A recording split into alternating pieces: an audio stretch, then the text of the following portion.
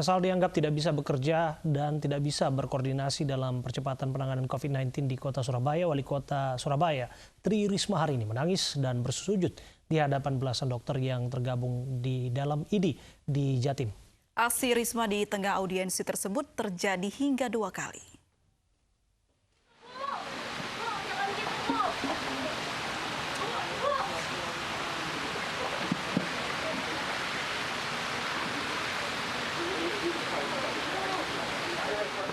Tangisan dan sujud Risma ini terjadi saat audiensi dengan Ikatan Dokter Indonesia IDI Jawa Timur dan IDI Surabaya di Balai Kota Surabaya. Aksi spontan Wali Kota Surabaya Tri Risma hari ini mengundang iba dari kalangan dokter yang berada di lokasi.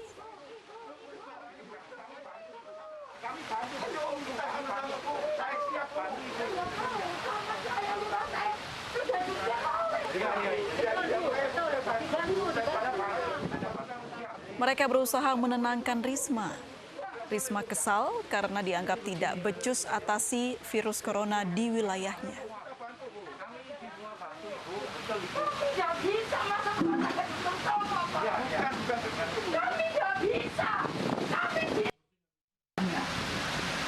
Tapi jangan kemudian mohon maaf, saya ya nggak terima.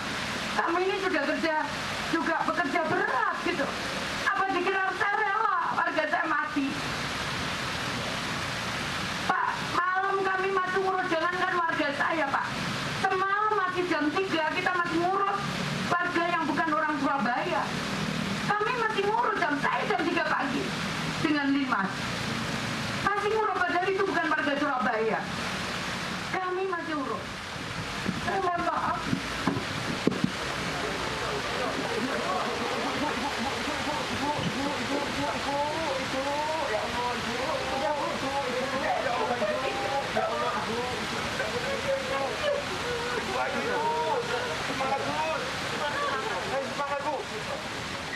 Setelah menumpahkan kekesalannya, Risma mengaku tidak pantas menjadi wali kota Surabaya.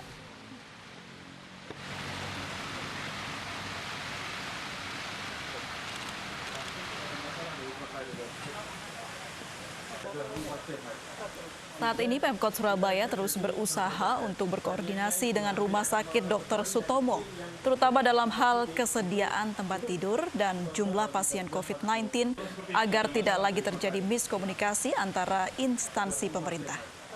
Sehingga kita ingat jadi beberapa banyaknya ibu hamil yang akan melakukan persalinan mungkin yang jadi COVID positif. Kita beralih ke informasi lain, pemirsa. Polisi telah menahan 39 orang dalam kasus penyerangan terhadap kelompok Nuskei. 4 diantaranya menyerahkan diri karena khawatir ada serangan balik.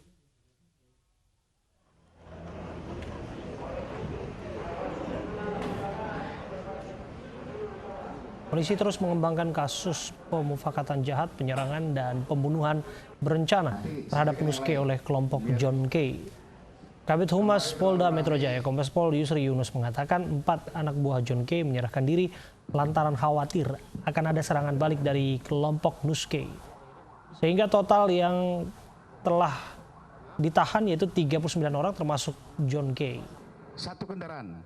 Yusri juga mengungkapkan 2 dari 39 anak buah John Kay ditangkap atas kepemilikan senjata api ilegal. Sementara itu, polisi juga masih memburu 8 anak buah John Kay yang juga terlibat dalam kasus penyerangan terhadap Nuskei.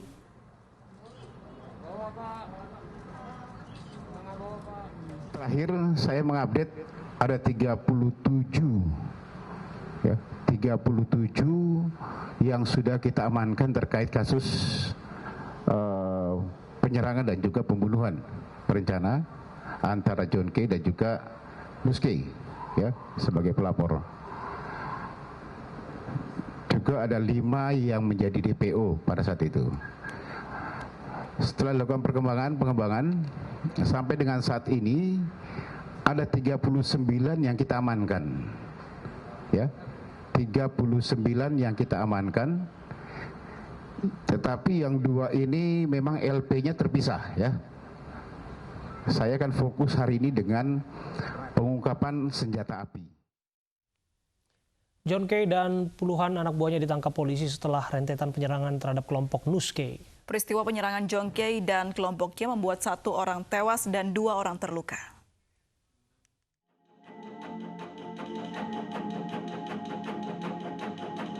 John K. dan kawanannya kembali beraksi setelah berseteru dengan kelompok Nuske yang masih memiliki hubungan saudara mengenai bagi hasil jual tanah. Peristiwa berawal saat sekelompok orang memaksa masuk ke rumah Nuske di klaster Australia perumahan Green Lake City, Tangerang. Kawanan John K. merusak rumah dengan memecahkan kaca. Kericuhan menyebabkan 2 petugas keamanan luka-luka serta seorang pengemudi ojek online tertembak di bagian kaki. Sebelumnya di kawasan Duri Kosambi, Cengkareng, Jakarta Barat terjadi penganiayaan yang diduga masih terkait perselisihan 2 kelompok. Justus Korwing Rahakbau yang diduga anak buah Nuske dianiaya hingga tewas. Polisi langsung bergerak menggerebek tempat tinggal John K. di perumahan Titian Indah, Kota Bekasi, Jawa Barat. Penggerebekan disambut perlawanan anak buah John K. Banyaknya anak buah John K. membuat polisi melepaskan tembakan peringatan. Dalam penggerebekan, polisi menangkap 30 orang termasuk John K. dan menyita puluhan senjata tajam serta plat nomor kendaraan yang diduga digunakan dalam serangkaian aksi penyerangan dan penganiayaan di Cengkareng, Jakarta Barat dan Tangerang, Banten. Tidak hanya di satu lokasi, sejumlah rumah yang diduga menjadi markas dan tempat tinggal anak buah John K. pun digerebek. Sementara itu, putri sulung John K. Melan Refra pun meminta maaf kepada pemerintah dan masyarakat atas perbuatan ayahnya yang kembali meresahkan. Atas nama keluarga, saya putri dari Pak John Refra mau mengucapkan permohonan maaf kepada pemerintah dan juga warga negara Indonesia yang dimana telah dianggap papa saya membuat kegaduhan.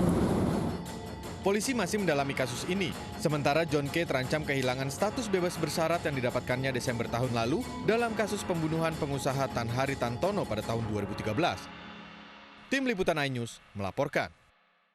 Pemirsa, penyerangan Mapolres Ogan Komering Ilir, Sumatera Selatan pada Sabtu dini hari lalu diduga bermotif dendam. Pelaku yang tewas diketahui merupakan residivis kasus penganiayaan yang ditangkap aparat Polres Ogan Komering Ilir tahun lalu.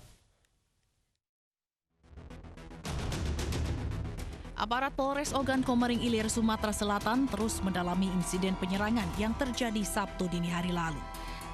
Pelaku bernama Indra Oktomi terpaksa ditembak kakinya saat ditangkap. Namun saat dievakuasi ke rumah sakit, pelaku meregang nyawa. Dugaan awal motif penyerangan ini adalah dendam. Pelaku diketahui merupakan residivis kasus penganiayaan yang ditangkap aparat Polres Oki tahun lalu. Dia baru saja keluar tanggal 8 Juni 2020 yang lalu. Berarti dia udah kembali ke masyarakat. Ya, kemungkinan ya, ini mungkin masih ada rasa sakit hati ya. Rasa sakit hati mungkin kepada orang yang pernah menangkap dia dan sebagainya. Polisi masih menunggu hasil autopsi jasad pelaku yang diduga dalam pengaruh narkoba saat beraksi. Polisi menyita mobil yang di dalamnya ditemukan senjata tajam dan senapan angin serta 2 peluru karet. Dalam insiden ini, 1 polisi yang berjaga, Aibda M. Nur, terluka terkena senjata tajam pelaku. Dari Ogan Komering Ilir, Sumatera Selatan, Novan Wijaya, iNews melaporkan.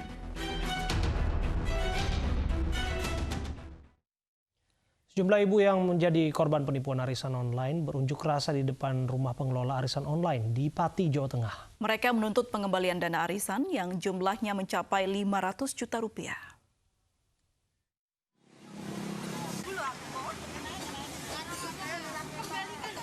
Sejumlah ibu yang menjadi korban penipuan arisan online berunjuk rasa di depan rumah pengelola arisan di Desa Tegalobo, Kabupaten Pati, Jawa Tengah.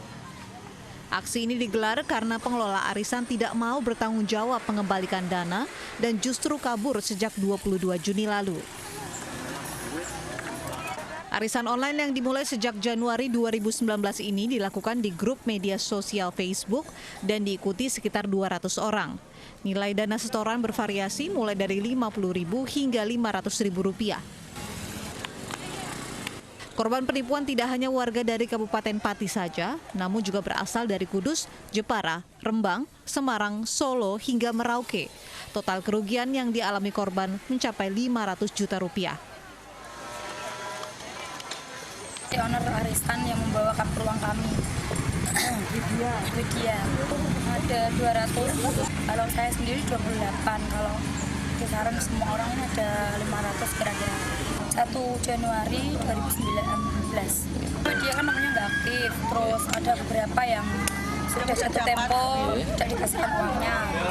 Kalau bisa di jalur damai, kalau bisa ya laporan langsung. Laporkan biar ditangani pihak yang wajib. Aparat dari Polsek Duku Seti dan Koramil membubarkan aksi sejumlah ibu ini dan membawa mereka ke kantor Polsek. Para korban penipuan ini kemudian melaporkan kasus dugaan penipuan arisan online ini. Dari Pati, Jawa Tengah, Atta Suharto, iNews melaporkan.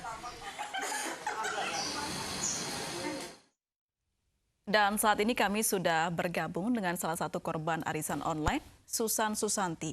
Selamat sore Mbak Susan. Iya, selamat sore. Iya, Mbak Susan, seperti apa awalnya Mbak bisa jadi korban arisan online ini, Mbak? Ya, dulu teman saya udah lama dan pelanggan salon karena dia sering langganan di saya, treatment kecantikan. Terus ditawarin dari WhatsApp suruh ikutan karena yang ikut banyak orang. Ya. Mbak Susan, bisa diceritakan Anda rugi berapa akibat arisan online ini? Kalau kerugian pribadi 10 juta. Mohon maaf, Mbak. Yang lain, ya. Iya, mohon maaf, bisa diulang Bu jawabannya? Kerugian pribadi 10 juta. Teman-teman sekitar 30, 50, 40, 17, macam-macam. Sudah berapa lama ikut arisan online ini? Hampir 1,5 tahun. 1,5 tahun. Apa yang awalnya membuat Anda percaya ikut arisan online ini? Ya, karena Widya berpenampilan kelihatan kaya, glamor, banyak teman, dan teman-teman juga ikut. Sudah 1,5 tahun, berarti sudah ada hasil sebenarnya selama ini ya? Iya. Baik, sejak kapan akhirnya merasa tertipu? Karena kan 1,5 tahun ini berjalan lancar. Iya. Sekitar 10 hari yang lalu sudah mencurigakan. Pas waktunya jatuh tempo itu uangnya udah nggak keluar. Alasannya? Ditelusurin Widya udah kabur. Semua diblokirin. Alasannya? Gak tahu, kabur. Melarikan diri. Oke. Barangkali bisa juga diceritakan kepada kami dari mana Anda pertama kali mendengar arisan ini dan kemudian berapa jumlah orang yang ikut arisan ini? Keseluruhan hampir 1 M. Oke, hampir 1 miliar ya? Iya. Anda mengenal terduga orang yang menggelapkan uang Anda? Ya. Anda mengenal orang ini? Anda mengenal dekat orang yang diduga menggelapkan uang Anda? Iya, teman sendiri. Teman sendiri? Pernah bertemu ya berarti ya? Pernah. Oke. Baik, teman sendiri itu kenal sejak kapan? 4 tahun yang lalu. Dan tidak pernah curiga begitu? Nggak curiga. Baik. Karena, silakan. Ya, karena kelihatannya orangnya kaya. Punya usaha. Usaha apa yang Anda tahu? Berbuah, usaha fashion, sembako. Mobilnya ada sekitar 13-an lebih. Baik. Terakhir bisa dikomunikasi atau kontak kapan, Mbak Susan? 1 minggu yang lalu. Apa yang dikatakan pelaku ini? Nggak ada apa-apa, nggak kelihatan. Tapi udah ada isu kalau Widya lagi bangkrut. Terus? Melarikan diri kemana? Tidak ada info? 1 minggu melarikan diri. Kalau curiga udah 1 bulanan. Baik, dari 4 tahun kenal, adakah kenalan lain seperti saudaranya atau keluarga dekatnya begitu yang bisa dimintai keterangan? Kebetulan nggak ada. Tidak ada. Apa usaha teman-teman dan mungkin Anda juga yang dari penipuan ini? Gimana? Apa usaha yang dilakukan Anda dan juga teman-teman lain yang tertipu ini untuk bisa berhasil menemukan atau jalur hukumnya mungkin? Kalau nggak bisa balikin uang ya masuk hukum aja, jalur hukum aja. Artinya ini sudah dilaporkan ke polisi ya, Mbak? Iya. Oke. Terima kasih untuk waktunya berbincang bersama kami, Mbak Susan Susanti, korban arisan online di Pati, Jawa Tengah.